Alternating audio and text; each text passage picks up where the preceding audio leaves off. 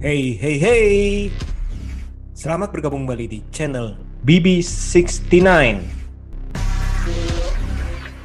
Sobat BB69, sebentar lagi di video akan ditayangkan sebuah serial terbaru yang berjudul Code Helix. Lo kenapa nih? Lo diapain sama mereka nih? Ini nggak bisa dibiarin. Gue harus bongkar ini semua. Serial web ini diadaptasi dari graphic novel yang berjudul sama karya Niki Tibia dan Brian Aviandi dan dibintangi oleh Ajil Dito, Shakira Jasmine, dan Ashira Zamita. Nah, gimana nih Mbak Ami nih? Kemarin kayaknya trailernya juga udah keluar ya? Nah, betul. Kemarin aku sempat nonton tuh di YouTube kan, trailernya gitu kan, seru. Nah, biar lebih seru lagi, gimana kalau malam ini kita bahas ya, Mas ya. Sudah bergabung nih sama kita nih, ada sang sutradara dari film ini, yaitu Mas Ferdi Sulaiman. Kalau anak-anak manggil saya Papa Helix. Nah, Oh, Papa Helix, oke. Berarti sekarang kita seru. panggilnya Papa Helix aja ya. Wah, boleh tuh. Jadi saya lebih muda, Cie. Papa Helix, Oh, Papa dulu. Helix. Kan saya pakai kacamata kan sama kan, tuh kayak Oh, tokoh iya. utamanya. Oh, ya, kita bertiga. Requirement yang manggil harus depannya 1 umurnya, nggak boleh 2. Oh gitu. Aduh. Wah, ini kita bukan umurnya udah depannya berapa ya? Jangan itu rahasia. Oke, Mas Ferdi, boleh cerita sedikit gak kira-kira kok bisa terlibat dalam proyek Code Helix ini sih? Jadi awalnya itu dari Niki dan teman-teman di Cosmic itu em, mereka IP-nya itu diambil oleh video.com dan Cinemark gitu, dan mereka mau membuat live actionnya. Nah, saya dan teman-teman dari Naira dan Lingkar Merah dan Otherlands itu dipanggil untuk memproduksi serial tersebut gitu. Jadi kita kerja bareng Cinemark untuk memproduksi Code Helix. Nah, awalnya sebenarnya saya itu terlibat sebagai creative producer gitu kan. Karena saya juga suka anime, terus saya juga baca komiknya juga. Cuma waktu itu kayaknya saya sempat lagi mau menyutradarai series lain yang dari project saya, terus sempat tertunda, terus akhirnya ditawarin mau direct ini dulu nggak gitu. Wah, mau gitu, karena saya lihat sangat-sangat menarik ya ininya, idenya, analoginya, terus kedalaman karakternya itu nggak seperti high school romcom. Ini lebih high school thriller sebenarnya. Dan kebetulan karena saya jadi kreatif produser, jadi saya memang sudah beberapa bulan sudah erat sama si project ini sendiri. Jadi pas ganti jadi sutradara tuh tinggal cuman melangkah celuk gitu doang gitu kan, nggak usah baca lagi komiknya, research lagi, udah nggak usah gitu. Jadi sekaligus langsung nyemplung di short story developmentnya. Oke. Kan kalau kita tahu kan, kalau saya baca-baca kan ini diambil dari web komik ya, Mas ya. Ada kesulitan nggak atau ada ketakutan nggak nanti fans-fansnya gimana nih dari fans-fans komik ini gitu kan? Biasanya kan agak ini ya, agak tricky gitu kan kalau diambil dari web Ricky dan komik kan. Rizky. Live action kan biasanya kan kadang-kadang kalau yang namanya live action, wah penggemarnya pasti siap-siap, betul. siap-siap, awas ya. Gimana Mas? Betul. Untungnya sih koridor saya dijagain sama yang punya ya. Jadi Oh, oke. iya, develop bareng Niki gitu kan. Bener-bener dia terlibat langsung dan menulis skenarionya gitu.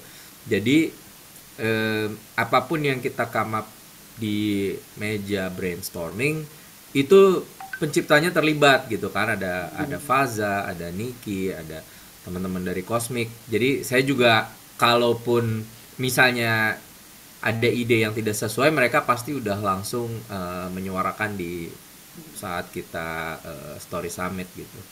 Jadi saya malah enjoy. Kenapa? Karena mereka itu sangat-sangat rendah hati untuk paham bahwa webtoon tidak sama dengan live action. It's a different medium. Ada misalnya kayak cara penulisan yang berbeda pada saat kita menonton audio visual, dan kita membaca graphic novel. Jadi mereka sangat-sangat terbuka dengan ide-ide baru gitu. Makanya saya banyak masukin hal-hal yang nggak ada di webtoonnya.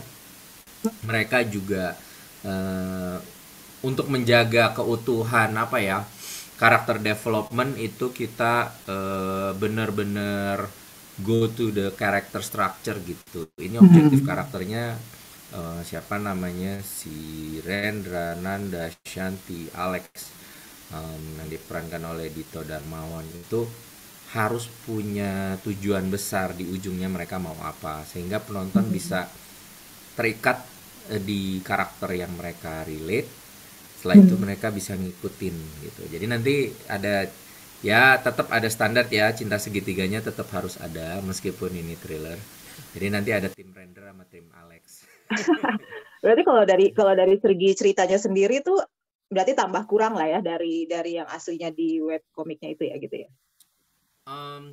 It based on the same character, tapi developmentnya, arc-nya beda. Dan ini dari saya ya. Di sini kita lebih tajam gitu, karena kita cuma punya 8 episode, kita tidak punya like 50 episode kayak di komiknya. Jadi tuh kayak nukiknya lebih tajam, naiknya lebih cepat, terus klimaksnya juga lebih cepat. Jadi tiap karakter tuh baru kayak episode berapa tuh udah langsung konflik gitu. Nggak lama-lama kita dieksposisi gitu, langsung aja gitu. Oh jadi 8 ya, bukan 12 ya? Aku sempat baca 12 satu episode, ini 8 berarti ya? 8 yang di akhirnya kita setujui dan kita kerjakan 8. Oh, 8. Jadi sebenarnya masih banyak sekali yang bisa diceritakan dari season 1 ke season berikutnya. Jadi, nah ini ada apa? Ada clue nih dari season 1 untuk season berikutnya. Ini cuman harapan. Iya. Masih banyak cerita. Amin. Iya. Amin. Jadi itu udah clue nih, clue. Jadi kita cukup senang nih jadinya ini ya. Nah, ini kan dari untuk proses pemilihan pemain gimana nih? Wah, cukup lama ya. Kita itu sebenarnya mulai dari event September Oktober tahun lalu. Kita mulai nyari benar-benar kayak casting hampir semua orang gitu ya. Kan kita punya ada 6 karakter penting. Rendra, Nanda, Alex, Shanti, lalu ada Jati, sama ada Vicky sebagai villain. Nah itu waktu pas awal malah yang duluan dapet Jati dulu. Jati dulu ke Rizky ya? Iya, Kiki blow us away with his audition, dan kita langsung yang look nowhere else. Everybody di video maupun cinema like okay, this is the guy gitu, cepet banget. Rendranya cukup lama juga, pilihannya cukup banyak karena dia harus bawa judul ya. Tapi betul. Akhirnya tak lain tak bukan jatuh ke Ajil Dito yang saya juga udah sempat kerjasama di Anak Garuda sebelumnya sebagai produser. Dan malah sebelumnya kata Ajil waktu on rock teaternya Joko Anwar, dia sama saya sebenarnya sempat satu tahun. Cuman saya waktu itu nggak kenalin, dia masih kecil.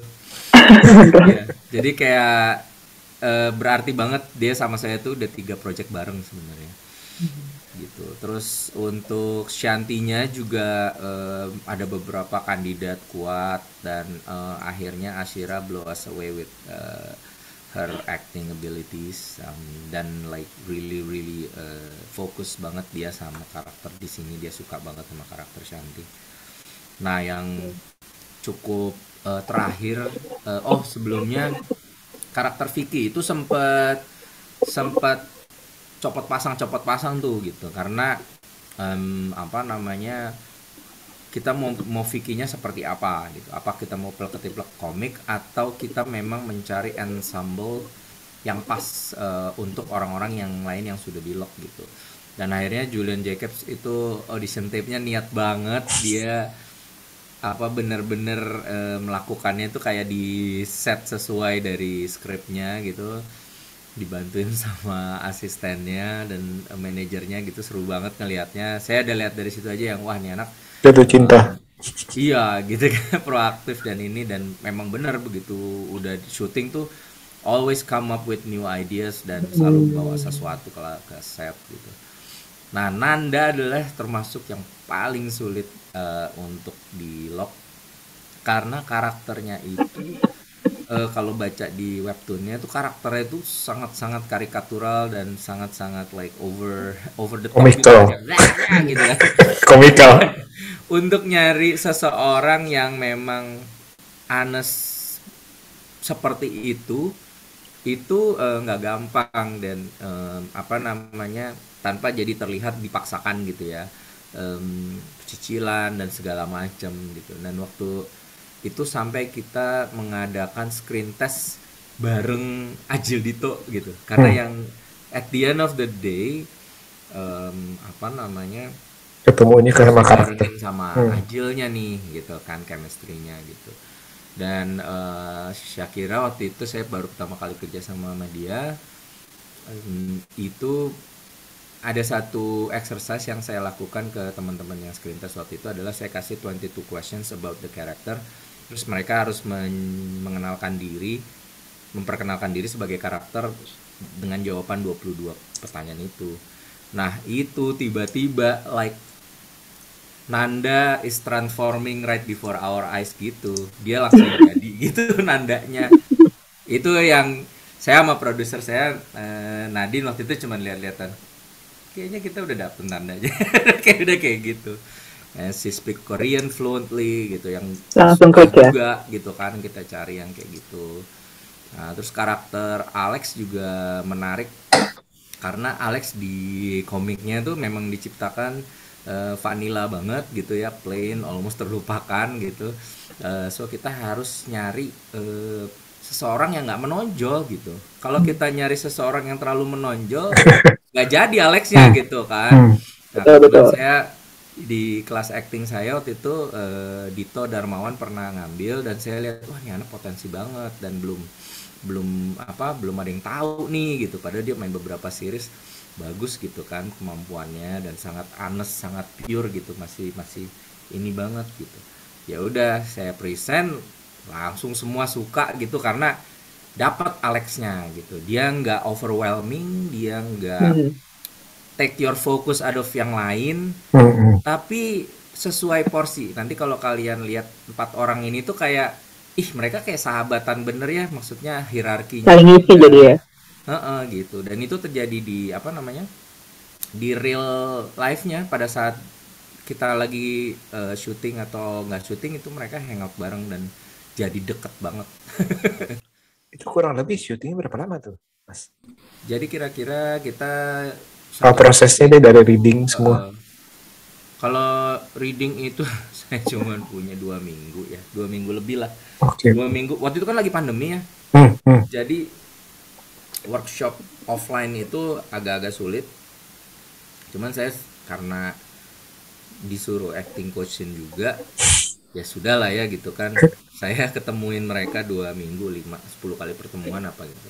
Tapi habis itu kebanyakan online gitu, karena begitu mulai berkerumun kan, akhirnya kalau total pemain Code Helix ini ada 35 orang ya supporting dan mainnya, dan itu dari teman-teman komunitas juga, dari acting school juga. Jadi banyak wajah-wajah baru yang potensial banget deh nanti kalian nonton gitu.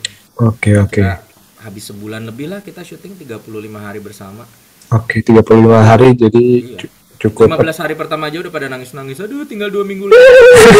Masih 2 minggu kali gitu kan, pisah aja. Si sang sutradara ngomong masih 2 minggu kali, tapi pas akhirnya Mas Ferdi yang nangis paling kenceng kali. Nggak bercanda, Mas. Saya cukup terharu dengan rasa memiliki teman-teman cast kru terhadap project ini sih. Mereka tuh kayak bener-bener apa ya, wah pengen bikin ini jadi baik, bagus dan keren gitu. Jadi saya cukup terbantukan oleh mereka. Oke. Nah kalau gitu nih, kalau boleh cerita nih, tantangan paling berat dalam pemilihan cast itu apa nih? Kalau tadi kan ya paling berat apa nih? Paling berat sebenarnya gini, karena saya juga udah berangkat dari pemain ya. Pemain itu menurut saya bukan harus mirip. Visual appearance-nya itu sama komik tuh bukan cuma itu yang dikejar, tapi begitu dia hidup jadi manusia di 3 dimensi gitu yang benar-benar live action, kita harus dapat esensi dari karakter yang kita baca. Oh iya nih, Nyawanya di ya. hadapan gue gitu. Oh, Rendra hidup di hadapan gue gitu. Itu yang gue cari pada saat casting, dan itu yang paling sulit karena kalau dibilang ih kan suka tuh apa sih wishlist gitu kan, banyak tuh militan ininya kan. Ya memang kalau secara visual ya mirip, tapi pada saat dia bersuara dan bergerak belum tentu gitu.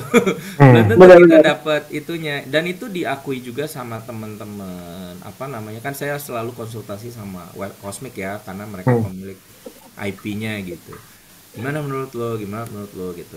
Kadang-kadang ya visualis sih belum ya, tapi mudah-mudahan begitu pas bergerak dan ini masuk nih karakternya gitu. Bergantung sama saya sebenarnya untuk membuat mereka sesuai karakter. Tapi begitu mereka datang ke lokasi syuting, oh ya, gila ini banget, Nanda banget, cantik banget, Alex banget, baru begitu gitu. Karena ya anak-anak ini emang bagus sih pendalaman karakternya, jadi dapet banget sesuai. Kalau dimanusiain kayak gimana sih? Ya kayak gini lah jadinya. Sampai Berarti ke lumayan ini ya. supportingnya. Lumayan ini ya, berarti lumayan dipikirin sampai ke situ-situnya ya Mas ya.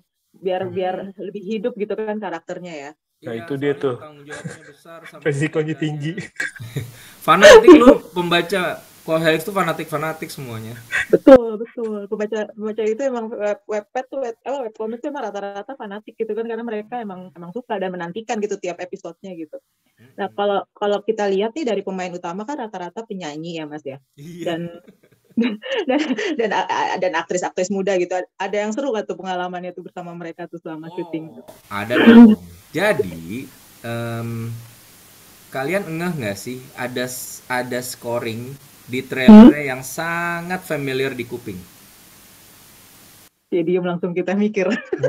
Mikir nih kalau lagi tanya gini langsung mikir. Gimana? Jadi scoringnya itu pas yang awal itu kan kita pakai scoringnya Code Helix. Tapi begitu di midpoint itu ada masuk musik yang harusnya kalian familiar banget. Coba. Apa tuh? Coba kita lihat. Kita lagi trailernya. Coba. Tapi bukanya jangan kenceng-kenceng, nanti apa? Kedengeran. Membongkar privasi orang lain adalah perilaku yang melanggar hukum. Oh, Peter Pan ya? Yeay. Bukalah dulu topengmu.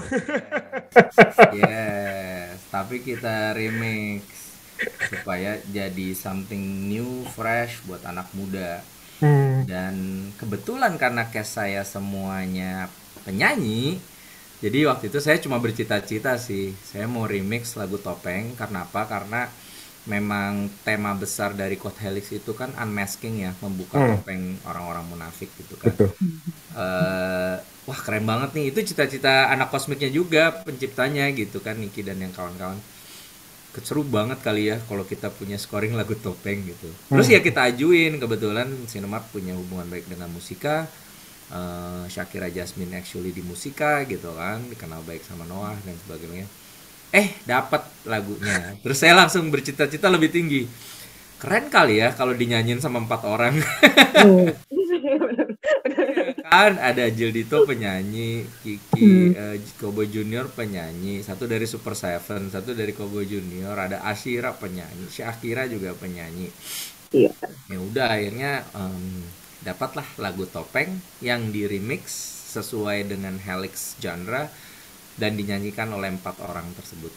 Itu yang nanti kalian denger di openingnya. Wah, kayaknya nih Mas Ferdi nih cocok jadi produser musik juga nih nanti. Menyatukan menjadi grup band baru nih kayaknya. Iya, ininya cita-citanya Black Eyed Peas gitu ya. Oh iya. Betul. Seru. Terus ada pengalaman seru apa lagi nih Mas? Kalau untuk syuting kan ini kan berbeda kita ngomonglah pasti generasi kita ngomong kan berbeda, sangat berbeda generasi kita ya sama para pemain ini. Ada ini nggak, ada dalam arti pengalaman menarik ataupun istilahnya perlu waktu untuk adaptasi atau gimana nih? Enggak dong, jiwa saya muda banget. Iya, kelihatan kok Mas. Ini pertanyaan jebakan doang sih Mas. Enggak sih, mereka tuh kenapa ya? Dari mulai saya workshop mereka aja, itu tuh kita udah ketawa-ketawa terus dan akhirnya kita menyatukan teman-teman dari berbagai group of people, dari misalnya kayak Ajil, Shakira, Ashira itu kan, Kiki segala macam tuh udah, Julian Jacobs tuh udah kayak temenan sebelum event di project ini dan udah pernah satu project bareng. Terus abis itu saya bawa Dito Darmawan dari komunitas acting saya, terus ada Anne Yasmin yang di Uni main juga, terus ada Alam J, ada pokoknya banyak dari teman-teman sekolah acting yang saya coba ajukan dan akhirnya masuk gitu. Terus dari teman-teman Cinemart juga, Cinemart kan sekarang punya kayak bintang acting Cinemart itu kan, terus beberapa itu kita casting dan yang benar-benar cocok sama ini kita ajak juga. Jadi itu tuh kita udah jadi kayak satu keluarga gitu. Even kru saya juga, Astrada saya masih muda-muda tuh, kayak baru lulus IKJ kan 20-an. Terus jadi yang ngerjain Code Helix semua berjiwa muda sih basically. Sama aja. Ya, harus dong ya. Bercanda-bercandanya juga geblek-gebleknya sama aja. Saya dirayain ulang tahun sampai 3 hari berturut-turut, tahu nggak? Jadi gara-gara ntar ya. Iya, kan saya ulang tahun pas Maretnya. Pas Maret kita syuting. Di hari pertama produser yang punya ide. Terus anak-anak nggak mau kalah, besoknya bikin lagi kue. Gitu. Terus ada yang nggak syuting hari itu, yang harus ada kue lagi besok. Itu dibawain lagi. Kayak pesta kawinan aja 3 hari. Jadi kayak serem gitu. Ini ada yang tiba-tiba happy birthday to you nggak nih pas lagi take. Karena gitu pas lagi take gitu. Pas lagi take tiba-tiba berhenti adegan, tiba-tiba happy birthday. Untung bukan pakai media film ya sekarang ya. Kalau pakai media film, aduh harus gunting lagi. Iya makanya. Aduh, tapi anak-anak itu seru banget sih, seru banget sama mereka, syuting sama mereka fun banget. Seru ya berarti ya. Jadi ikut-ikutan jiwanya mereka jadinya sama syuting ya. Iya, saya umurnya berkurang 2 bulan sama mereka. Oh, alhamdulillah. Bukannya angka depannya berkurang 2 digit, 2 gitu. Boleh. Mas, aku mau nanya deh, ada film atau serial nggak sih yang menginspirasi dalam pembuatan Code Helix ini, Mas? Kalau saya lihat sih si komiknya itu udah sangat inspirasional ya. Salah satu yang kita lakukan yang signifikan adalah memang ini kan sebenarnya Code Helix itu kayak 2015-2016 gitu kan. Saya sempat juga lihat ada Control Z di Netflix yang mirip-mirip anak sekolahan, hacker gitu, tapi peran utamanya bukan hacker. Terus saya lihat juga clickbait yang benar-benar bercerita melalui pop-up visual effect gitu kan. Tapi yang saya sangat menginspirasi saya adalah pada saat Rendra di webtoon, pada saat dia ngehack itu dia kayak masuk ke dunianya sendiri kan, ke dunia pikirannya sendiri. Betul. Instagramnya melayang-layang depan dia lah, atau dia duduk di postingan atau gimana itu keren gitu tuh kan. Dan itu akhirnya bikin saya punya inspirasi bagaimana kalau di live action harus lebih keren dari ini, karena kalau cuman kayak gitu kan kita udah nonton Minority Report dari 10 tahun yang lalu kan. Kalau Betul. lihat Iron Man juga udah berapa tahun yang lalu gitu. Saya harus buat something yang baru gitu, dan akhirnya saya terpikir untuk membawa ini sih unintentionally untuk dikasih tahu atau di orang mau tahu apa enggak ya. Ini sih sebenarnya buat kita ngobrol aja asal idenya dari mana. Saya mau menggabungkan organik sama komputer gitu. Jadi bahwa meskipun Helix World itu sangat-sangat high tech dan seolah-olah dia masuk ke dunia virtual hacker, tapi saya mau ada tetap membuminya dengan organic feel-nya. Jadi kayak pada saat nanti Instagram itu dia kayak mendaki bukit gitu, kayak manjat gunung gitu. Nanti pada saat dia buka DM itu kayak air terjun gitu kan. Terus nanti Oh, caption serius? dia. Serius ya? Iya, serius ya. Keren Serius, dong. serius. Enggak nih, saya sampai tercengang nih. Oh, serius. Serius ya emang serius. Mumpung kan terserah saya imajinasinya. Jadi Iya, betul-betul. kayak dia mau ngehack grup WhatsApp gitu kan, banyak grup WhatsApp. Oh, kita kayak ada aliran sungai yang bawahnya jurang gitu. Terus pada saat dia ngehack Twitter thread kan panjang-panjang kan biasanya kan. Kayak di di hutan pinus gitu yang tinggi-tinggi kayak gitu. Yang tinggi gitu ya jadinya ya. Jadi panjang, keren ya. Iya, jadi saya pikir ini belum pernah dilakukan sebelumnya. Saya juga belum pernah lihat di mana. Saya cuma kepikiran aja dari Twitter apa ya, ini apa ya gitu. Jadi itu sih yang menurut saya bisa jadi a plus experience buat yang baca webtoonnya yang nggak sama persis nih kayak pas gue baca nih, experience-nya bakal beda gitu. Dan itu bisa ada tuh sedikit-sedikit dikasih bocoran di trailernya. Gitu. Tapi itu cuman sekian persen.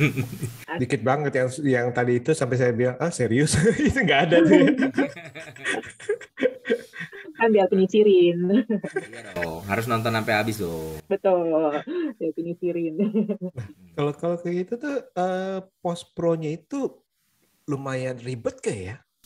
Sangat.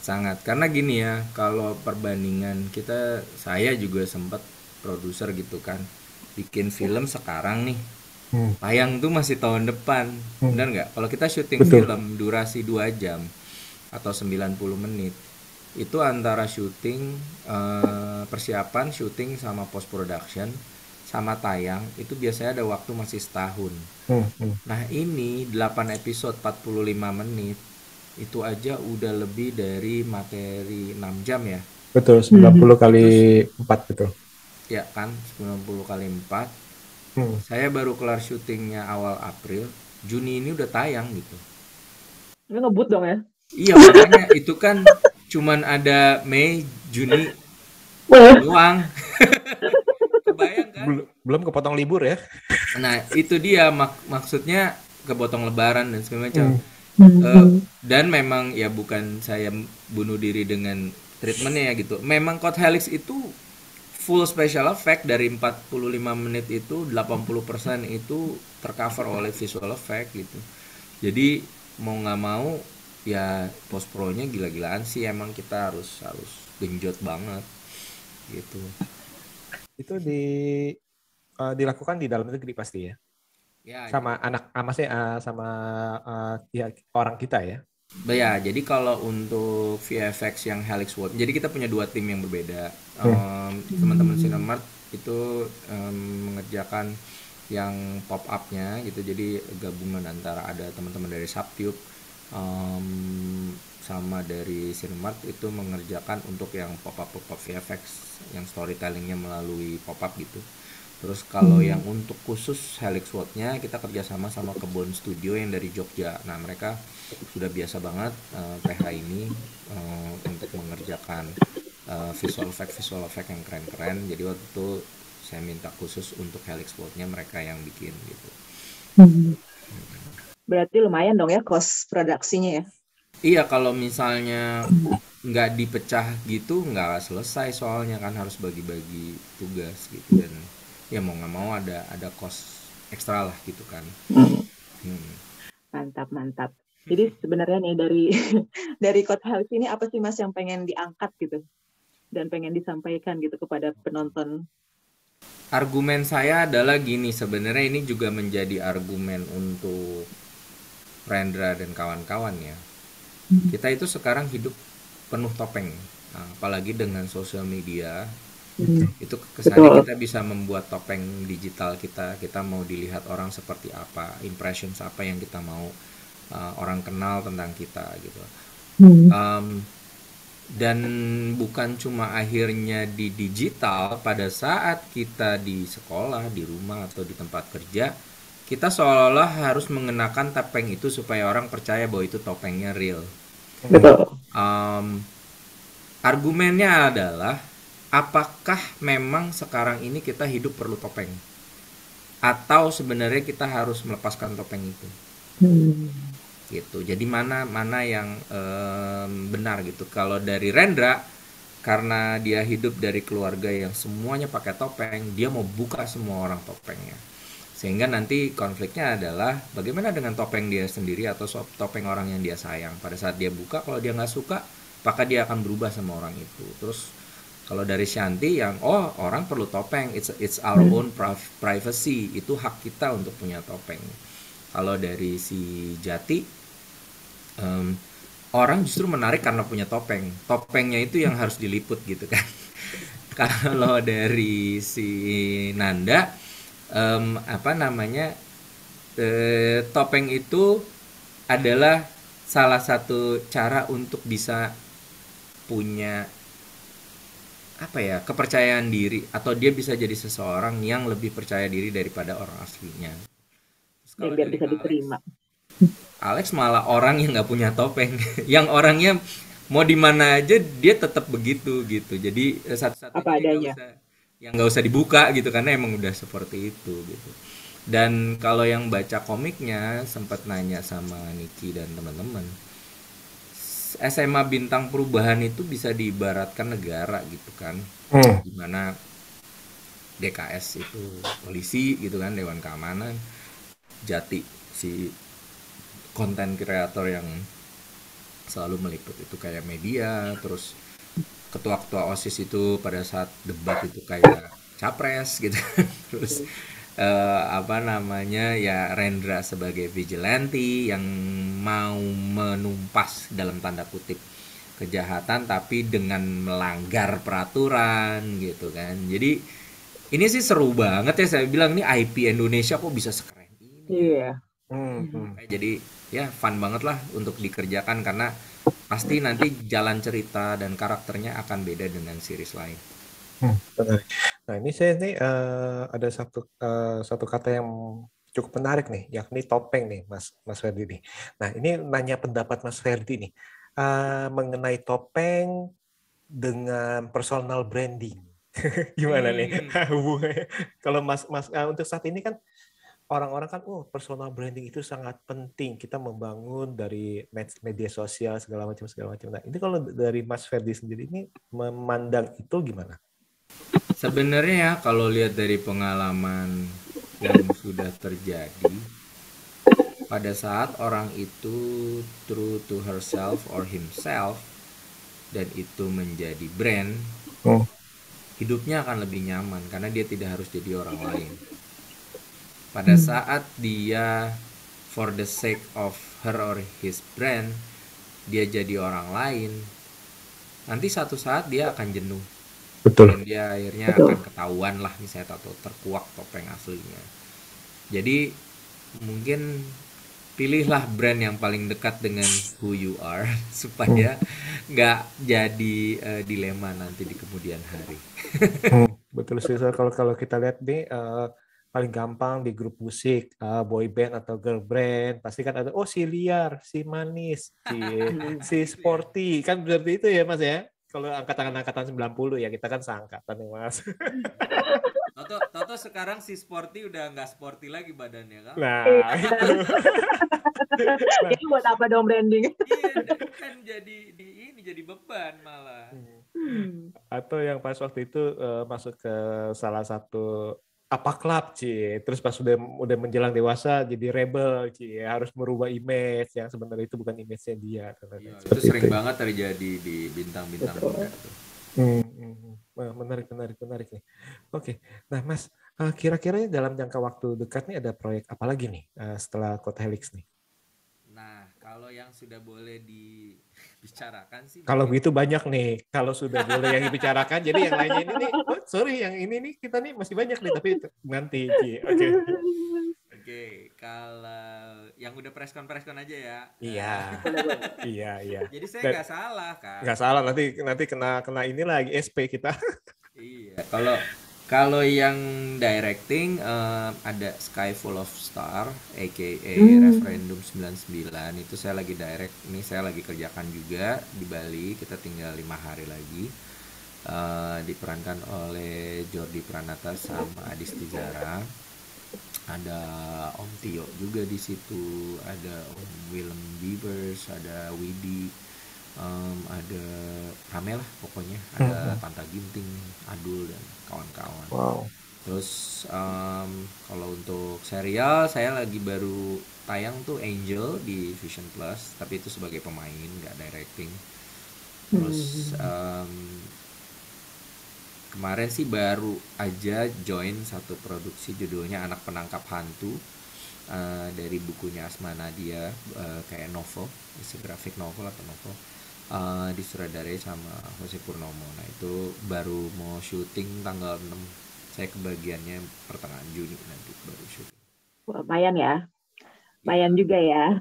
Ya, Lumayan berat nih listnya. ya enggak, soalnya gini, pas kemarin abis ngedirect terus kayak semua orang banyak kan nawarin direct daripada main. Saya sebenarnya yang jangan dong, saya juga masih mau main, bukan berarti saya berhenti main, saya juga masih mau acting. Jadi kalau misalnya disuruh ngedirect sama jadi aktornya enakan apa, Mas? Saya nggak mau ngelepas dua-duanya sih. Directing has been a long dreams of mine gitu kan, dan orang-orang mungkin berpikir bahwa saya acting nurunin dari almarhum papa gitu kan. Tapi padahal yang papa turunin tuh ilmu nyutradarain, bukan ilmu acting. Malah saya kalau acting bergurunya sama guru yang beda gitu. Kalau papa kan dari teater populer, kalau saya dari Sakti Aktor Studio bareng guru saya Eka Sitorus.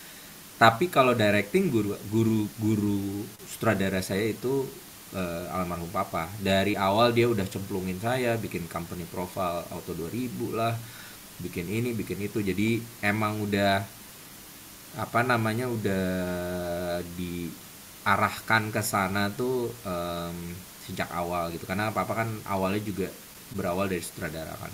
Main sutradara, akhirnya jadi nulis dan segala macam. Dan ya sebelum beliau meninggal juga wish-nya adalah itu, be a director. So I'm manifesting his wish now. Oke, mantep nih. Jadi istilahnya ya memang sih kadang-kadang namanya passion ya, dan nanti kan mungkin Mas Ferdi ini passion untuk ya untuk kedua-duanya. Jadi istilahnya kalau dibilang mana lebih baik ya, enggak juga ya. Nggak bisa milih salah satu. Kalau bisa dua-duanya kenapa enggak nih? Oke.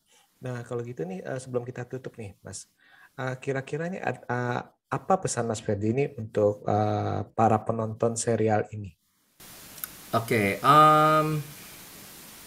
be ready for everything, karena seriesnya tuh tikungan-tikungannya banyak banget, seru banget pada saat kita menulisnya juga gitu kan. Kita punya banyak karakter dan semua tuh bisa kayak ditarik benang merah yang kuat ya. Even karakter Julian Jacobs pun itu punya arc gitu. Itu yang saya suka dari series ini. Mungkin karena saya sebagai pemain, saya juga nggak mau karakter itu dua dimensi gitu. Mereka tuh harus berpikir layaknya manusia, pengambilan keputusannya itu harus jelas.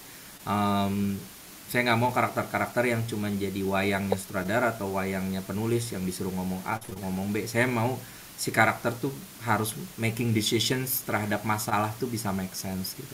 Apa ketakutan terbesarnya, apa goal terbesarnya, dan itu yang saya lihat teman-teman pemain ini buat fans-fansnya Ajil, Ashira, Kiki, Shakira, dan Julian dan Bito.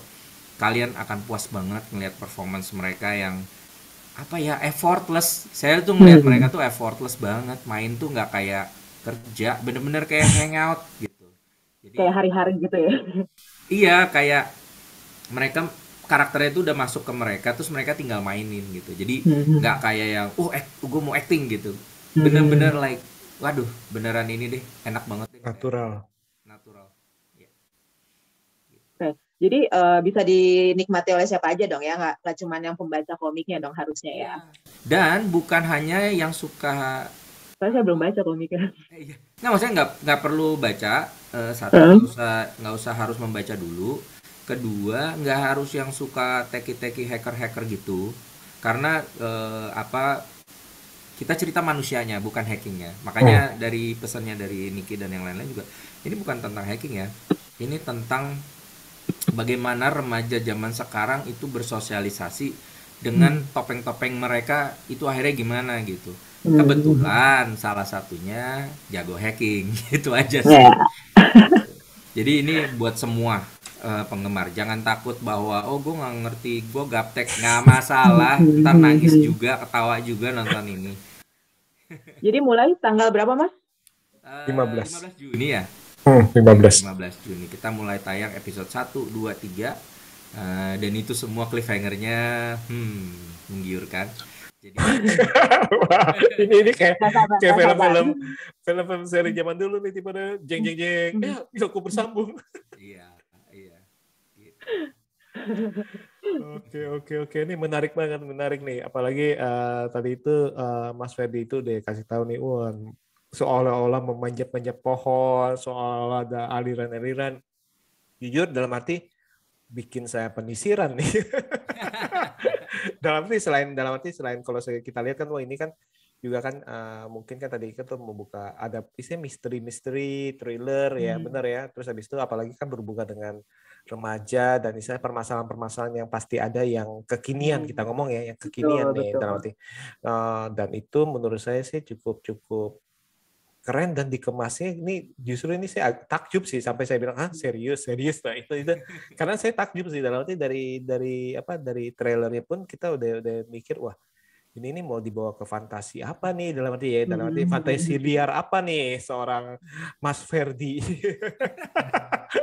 Karena kaget. Mumpung baru pertama kali masih belajar gila-gilannya dulu. Betul. Pol-polan. Betul, dan itu yang membuat saya nggak konsentrasi terhadap musiknya. Jadi Mas Ferdi bilang, ayo ingat ya musiknya apa? Karena saya pas nonton trailer itu saya lagi liatin warnanya, ini warnanya keren juga nih. Terus habis itu adegannya, terus ada yang kayak Minority Report istilahnya kayak gitu. Ternyata ada yang lebih liar lagi nih katanya ya. Nah, wow, ini kayaknya sih emang harus dinantikan nih ya. Code Helix ya 15 Juni nih. Sebentar lagi kalau gitu nih ya, hanya di video. Hanya di video loh. Jadi biasanya itu kalau video itu kan episode 1 sampai 3 biasanya itu langsung dirilis baik itu di video atau di YouTube-nya kalau nggak salah ya. Video ya. Nah, jadi nanti kalian tonton aja tuh. Mas Ferdi, terima kasih banget nih dalam arti untuk meluangkan waktu untuk bincang-bincang mengenai serial terbaru Mas nih, Code Helix nih. Semoga nih kita bisa bincang-bincang di lain waktu, tentunya dengan istilahnya dengan proyek Mas selanjutnya nih. Ini dong, ada interview follow up dong setelah tayang dong. Oh, pasti. Oke. Boleh. Boleh nih. Iya. Boleh dong. Kalau apalagi sekarang habis nonton episode 3 yang habis itu gimana ya, kelanjutannya 5 episode terakhir gitu kan. Boleh nih, Ci. Oh, ini nantangin nih. Boleh banget. Mas yang sibuk. Kalau ada waktu loh. Iya. Tenang.